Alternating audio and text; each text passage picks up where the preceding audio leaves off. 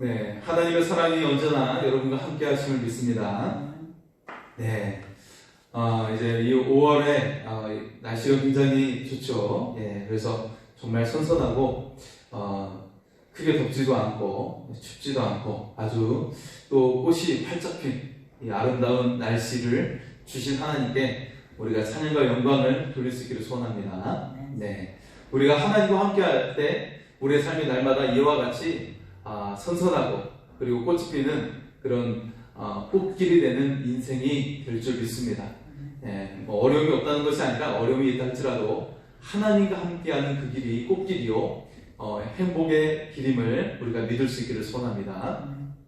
우리가 그렇게 인생을 살아가지만 때때로 우리 주변에 보면 악한 자들이 잘 될 때가 있어요. 그죠? 악한 자들이 형통할 때가 가끔 있는 것을 볼 수가 있습니다. 그럴 때 여러분 어떤 생각이 드세요? 예, 나는 정말 잘못을 저지른 적이 없는데 나에게 와서 돈을 빌려가서 갚지를 않고 또 그렇게 또 악한 자가 사기치고 그러면서도 자기는 잘 살고 있는 그런 사람들이 가끔 있습니다. 실제로 우리의 삶 가운데 있는데요.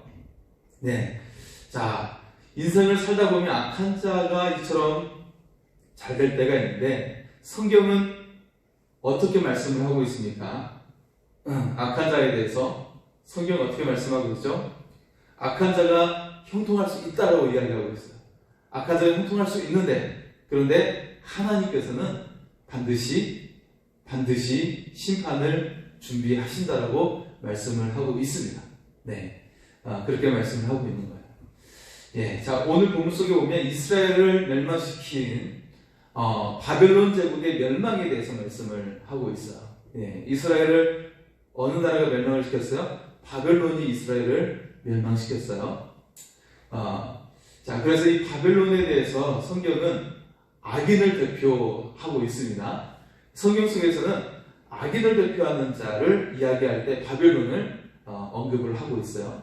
그래서 이사야서만이 아니라 예레미야서, 이 구약 성경 속의 예언서의 내용 속에 보면 이 바벨론에 대해서 이야기를 많이 하고 있고 심지어 신약 성경의 마지막 책이 묵시록이죠. 요한계시록인데 요한계시록에서도 이 바벨론에 대해서 언급을 하면서 마지막 때까지도 악인을 상징하고 있는 자가 바로 바벨론을 들어서 그렇게 상징을 하고 있다는 것이죠. 자, 바벨론은 악인의 대표적인 상징인데요. 그들은 다른 사람을 억압하고 다른 나라를 지배했던 강한 자였어요. 강한 자, 다른 말로 형통한 자였어요. 자, 그러면 우리가 보통 생각할 때 우리의 상식과는 좀 어긋나죠. 악한 자는 망해야 될 것 같은데 망하지 않아요. 그들이 무려 70년 동안 제국으로서 세계 강대국으로서 지배했던 그런 내용을 성경은 우리에게 말씀을 하고 있어요. 네, 강한 자입니다. 하지만 오늘 말씀에 무엇을 말씀하고 있습니까? 형통한 악인의 재앙에 대해서 말씀을 하고 있습니다. 그래서 오늘 말씀의 제목은 형통한 악인의 재앙이에요. 형통한 악인의 재앙. 자, 이스라엘은 어떻게 하다가 멸망을 당하죠? 하나님을 의지하지 않고 이방 나라, 이방신을 의지하다가 망합니다. 그래서 하나님을 의지했어야 되는데 주변에 있는 강한 자에게 들어붙고 이방 나라에 달라붙어서 그들을 의지하다가 망하게 돼요.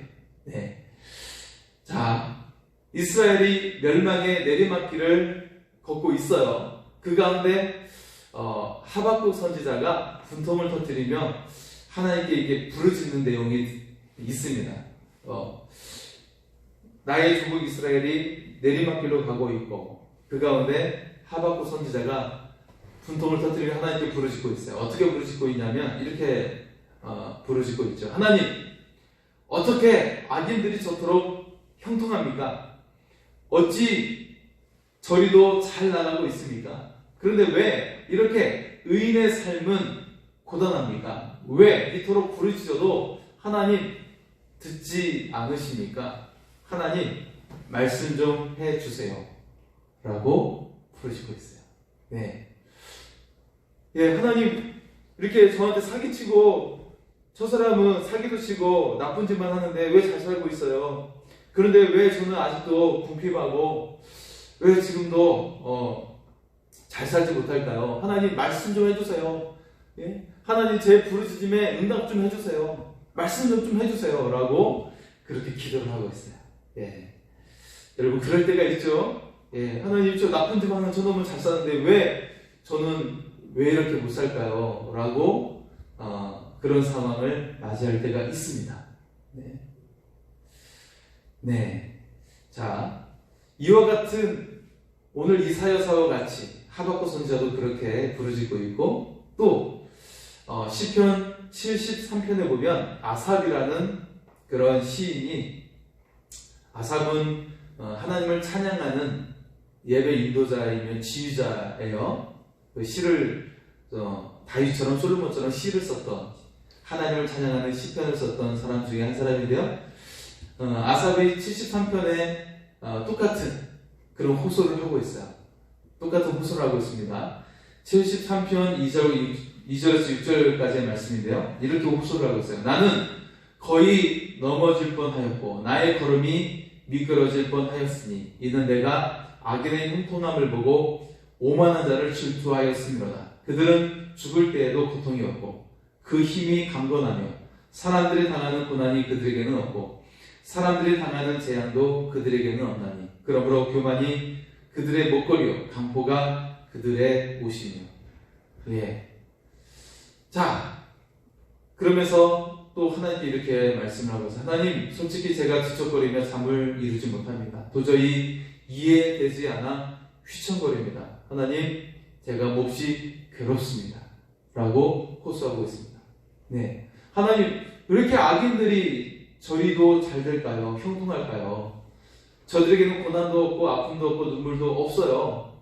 심지어 죽을 때조차 고통도 없습니다. 잘 사다가 잘 먹고 그렇게 살다가 잘 죽습니다.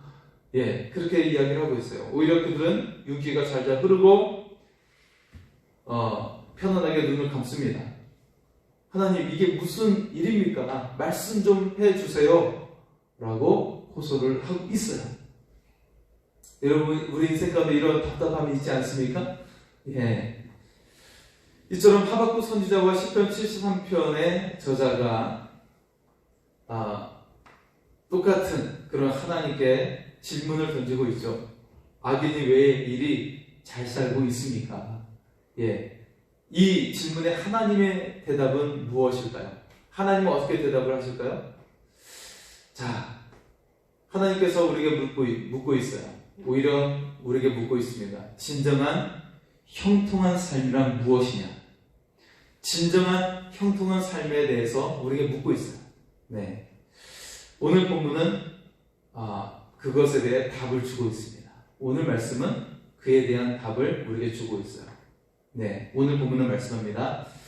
처녀딸 바벨론아, 왕비 노릇하는 바벨론아, 네 잔날 맛에 사는 갈대아야, 이 바벨론아. 예. 그렇게 부르면서 초호와 강대국 바벨론, 형통함의 대명사였던 이 바벨론이 허망한 종말을 맞이하게 될 것이다 라고 말씀을 합니다. 그들이 승승장구했어요. 정말 잘 나갔어요. 네. 그들이 돈도 잘 벌고 정말 강력한 나라였고 정말 아름다워. 그래서 하늘궁전을 지었다. 네. 세계 7대 불가사의를 가지고 있었던 바벨론 제국. 하늘궁전이 있었어요. 불가사의. 세계 7대 불가사의. 예. 그래서 느부갓네살이요, 어떤 일을 행했냐면, 느부갓네살이 바벨론의 왕이면서 이스라엘을, 유다를 멸망시켰던 나라이죠. 네. 거대한 아수르를 멸망시켰고, 그리고 유다를 멸망시켰던 왕이 느부갓네살인데, 굉장히 교만해져가지고 어떤 일을 행하냐면 바벨론 탑을 쌓아요. 네. 그래서 사실 이제 굉장히 이게 좀 성경의 고대 역사와 좀 교차되는 그런 부분인데요. 네, 성경 속에서는 이제 홍수의 재앙 이후에 노아의 후손들이 굉장히 그 숫자가 불어나면서 번창하게 되는데 하나님의 명령을 배반하고 땅을 정복하고 땅에 퍼지지 않고 땅을 관리하지 않는 그런 모습 속에 어떻게 돼요? 그들이 한 곳에 모여요. 갈대아 우르 그 지역에 모여서 바벨탑을 쌓죠. 바벨탑을 쌓습니다. 그래서 하나님께서 언어를 심판하시죠. 심판해서 그들을 퍼지게 하죠.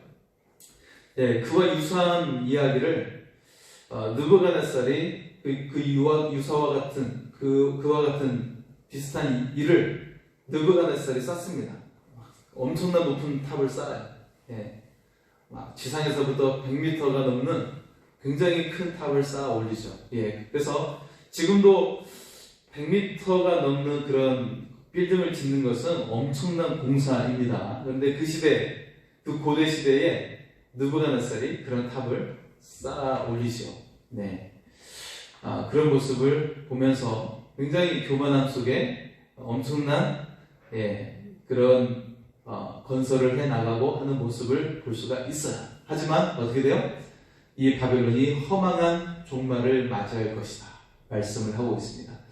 1절의 말씀을 보겠습니다. 1절입니다. 처녀딸 바벨론이여 내려와서 티끌에 앉으라. 딸 갈대하여 보좌가 없어졌으니 땅에 앉으라. 내가 다시는 곱고 아리답다 일컬음을 받지 못할 것이니라. 아멘. 보통 나라를 칭할 때 여성으로 표현합니다.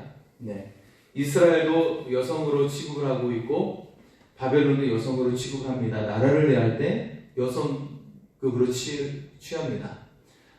왜 그런지는 뭐 고대 국가가 되면 이제 신을 섬기는 국가다 보니까 신이 뭐 남성에 해당한다면 국가는 여성에 해당하는 그런 모습을 취하고 있어요.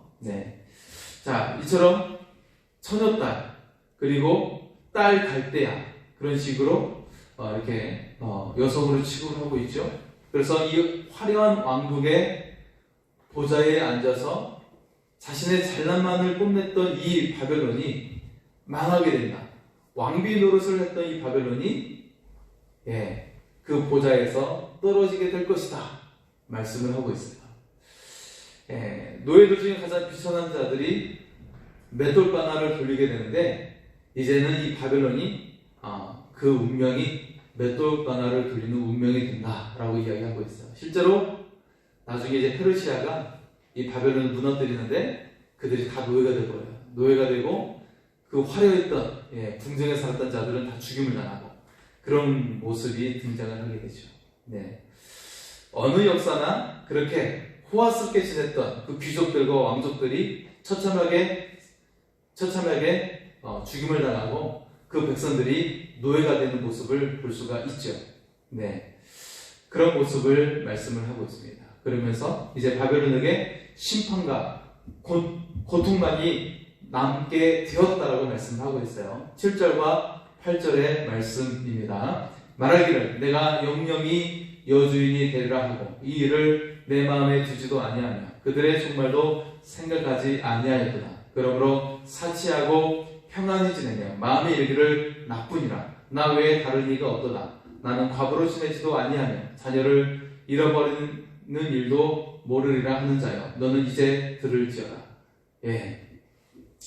나는 영원히 왕국의 여주인 노릇을 할 것이다 라고 선언했던 바벨론이었어요.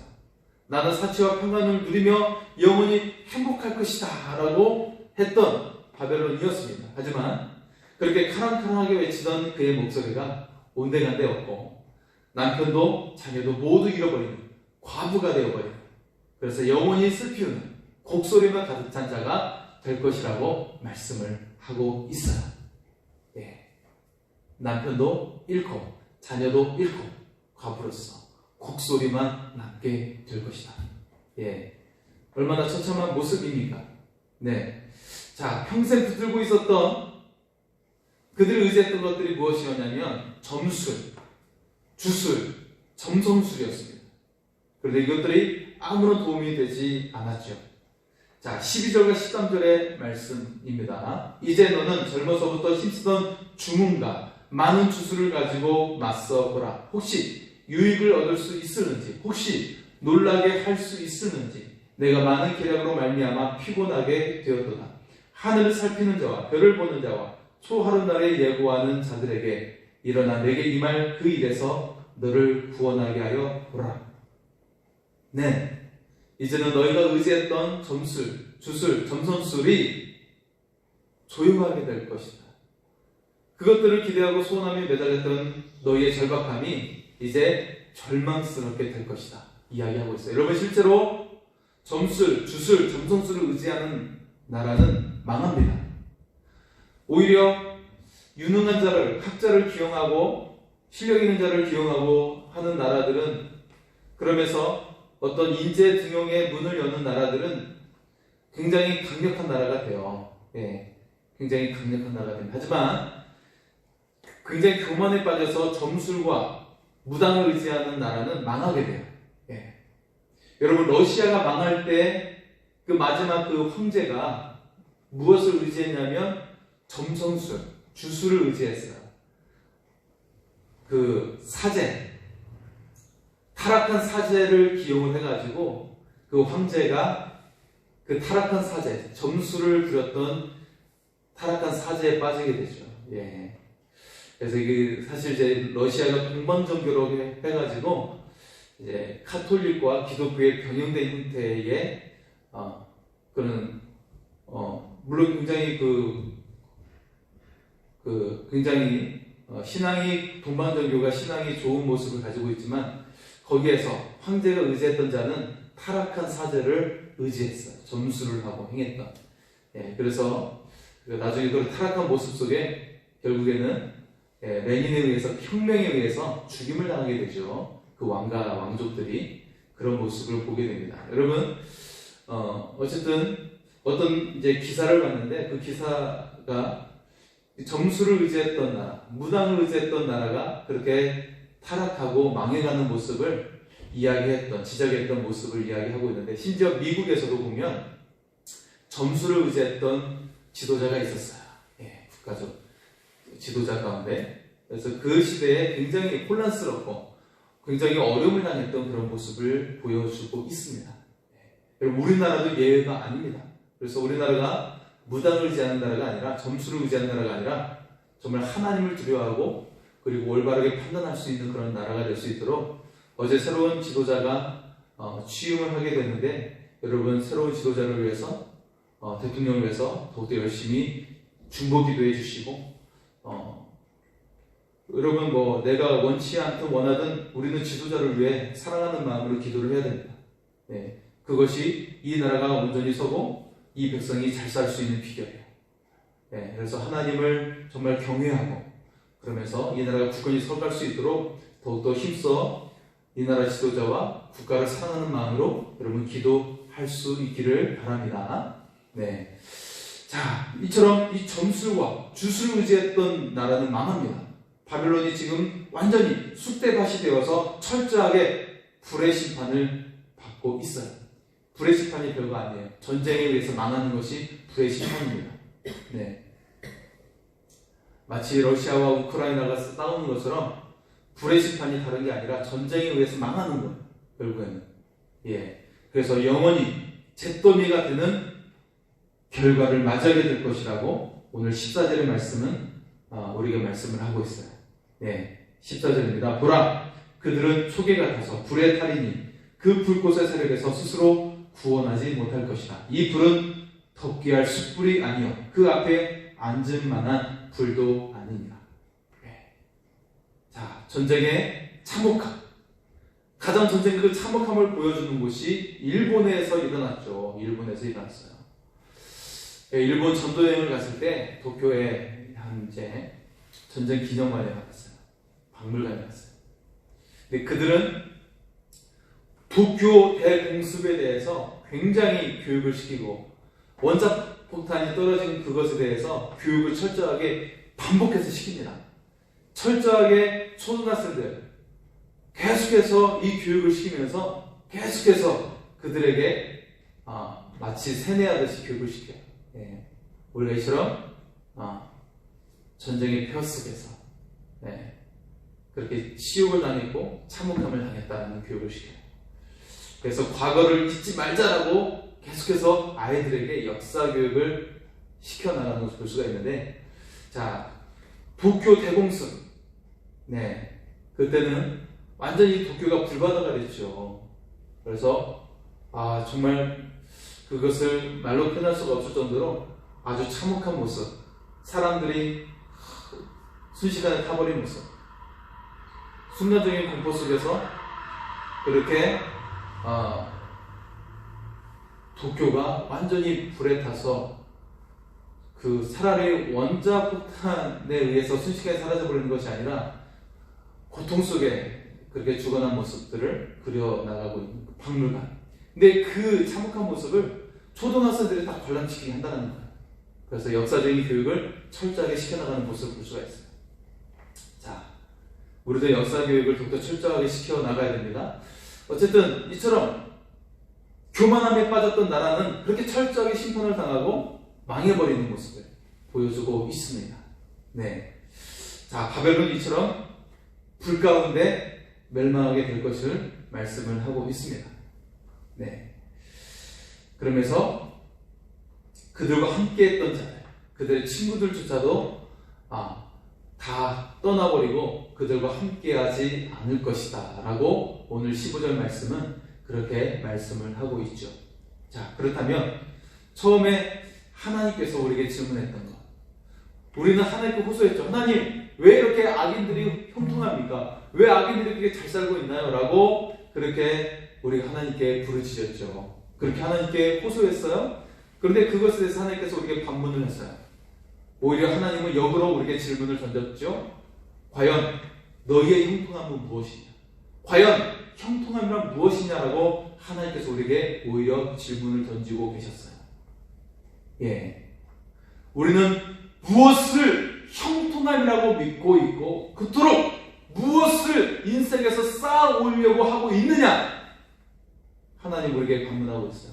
순식간에 허물어지고 사라지고 말 것인데 왜 우리는 그것을 형통함이라고 착각하고 있느냐? 너희는 왜 그것을 형통함이라고 착각하고 있느냐라고 하나님은 우리에게 묻고 있습니다. 악인의 형통함에 분통을 터뜨리며 이해되지 않는다라고 왜 징징거리고 있느냐라고 우리가 말씀하고 있어요. 그래서 앞에서 언급했던 아삽의 시편과 그리고 하박국의 그 호소, 그들이 그토록 형통함이라고 말했던, 형통함의 상징이었던 이 바벨론의 멸망을 보고 너희가 무엇이라고 말하겠느냐라고 말씀을 하고 있는 것입니다. 자, 그래서 하나님은 이렇게 앞에 언급했던 아삽과 하박국의 시편을 통해서 우리에게 이렇게 결론지어 말씀을 하고 있습니다. 시편 73편 아삽의 시 후반부는 이렇게 말씀을 하고 있어요. 18절과 19절에서는 이렇게 말씀합니다. 주께서 참으로 그들을 미끄러운 곳에 두시며 파멸에 던지시니 그들이 어찌하여 그리 갑자기 황폐되었는가? 놀랄 정도로 그들은 전멸하였나이다. 그리고 25절에 하늘에서는 주 외에 누가 있으리요 땅에서는 주밖에 내가 사모할 이가 없나이다. 28절에 하나님께 가까이 함이 내게 복이라. 내가 주 여호와를 나의 피난처로 삼아 주의 모든 행적을 전파하리이다. 아멘. 할렐루야. 자, 아삽은 결국 하나님께 고백하고 있어요. 하나님, 제가 잘못했습니다. 하나님 정말 죄송합니다. 이 땅에 형통함이 어디 있겠습니까? 없습니다. 하나도 없습니다. 주밖에는 복이 아무것도 없습니다. 하나님을 가까이 함이 오직 내게 복입니다. 그것만이 형통함입니다. 라고 고백을 하고 있습니다. 네. 그리고 하박국도 이렇게 고백을 하고 있죠. 우리가 좋아하고 잘 알고 있는 말씀. 하박국 3장 17절과 18절입니다. 비록 무화과 나무가 무성하지 못하며 포도나무에 열매가 없으며 감람나무에 소출이 없으며 밭에 먹을 것이 없으며 우리의 양이 없으며 외양간에 소가 없을지라도 나는 여호와로 말미암아 즐거워하며 나의 구원의 하나님으로 말미암아 기뻐하리로다. 아멘. 할렐루야. 어떻습니까? 하나님, 그것이 아니었군요. 무화과 나무의 무성함이 전부가 아니고 포도나무의 열매가 전부가 아니고 감람나무의 소출이 전부가 아니고 우리의 양이 같은 것이 전부가 아니고 외양간에 소가 있는 것이 형통함이 아니군요. 이 땅에는 형통함이 없군요. 이 땅에는 구원도 없고 생명도 없고 기대가 없군요. 이 땅에는 없음으로 가득하군요. 하나님, 한 분만이 형통함입니다. 제 평생의 소원은 하나님을 더 알기를 원하는 것입니다. 하나님을 더 기뻐하기를 원합니다. 이것이 바로 하박국의 노래입니다. 그리고 이 노래가 우리의 고백이 되고 우리의 마음의 소리가 될 수 있기를 소원합니다. 하나님 우리에게 말씀하고 있어요. 자녀들아, 바로 내가 형통함이란다. 형통함은 땅에서 솟아나는 것도 아니고 땅에서 피어나는 것도 땅에서 맺어지는 것이 아니다. 형통함은 땅에서 쌓아 올리는 것도 아니고 땅에서 끌어내고 땅에서 움켜쥐는 것도 아니다. 오직 형통함은 바로 나 여호와 하나님이 형통함이란다. 할렐루야. 오직 하나님만이 형통함인 것을 고백할 수 있기를 소원합니다. 여러분, 자녀의 성공을 위해 기도하지 마세요. 자녀가 하나님을 통해서 형통하도록 기도할 수 있기를 바랍니다. 자녀가 하나님을 추구하며 하나님께서 이끌어 주십니다. 하나님께서 그의 생각과 영혼을 깨어나게 하시고 인간의 노력보다 더 큰 열매를 맺게 한다는 것을 우리가 믿을 수 있기를 소원합니다. 여러분, 유명한 예술인들이 왜 그렇게 똑똑하고 천재적인 재능을 가지고 있습니까? 하나님께서 주시지 않으면 절대 가질 수가 없어요. 오히려 그들은 바보처럼 살게 됩니다.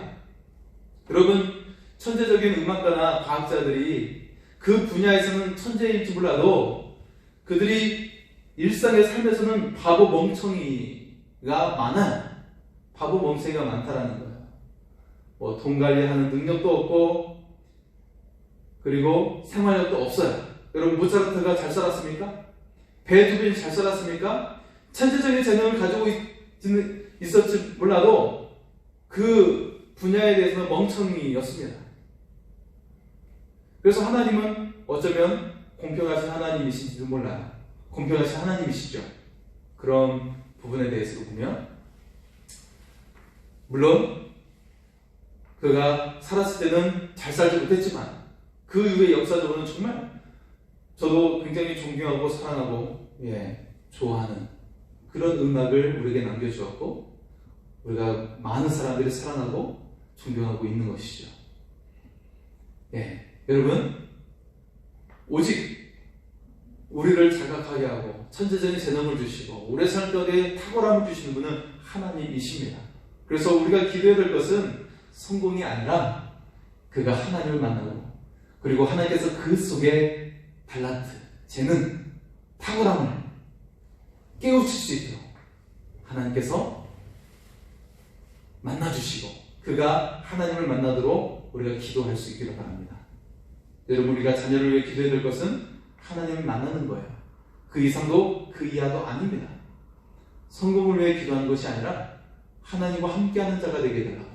그래서 하나님께서 그에게 원래 주셨던 그 탁월함, 그 재능, 그 달란트를 발휘하고 그래서 빛을 발하게 해달라고 우리가 기도할 수 있기를 바랍니다. 우리가 기도할 것도 다름이 아니라 내가 잘 살고 형통하고 그것이 아니라 오직 하나님만이 형통함을 믿고 하나님만이 나의 복이 되는 것을 믿고 오직 하나님만을 추구하고 그 하나님 안에서 하나님 우리가 그 하나님을 누리는 인생이 되게 해달라고 우리가 기도할 수 있기를 소원합니다.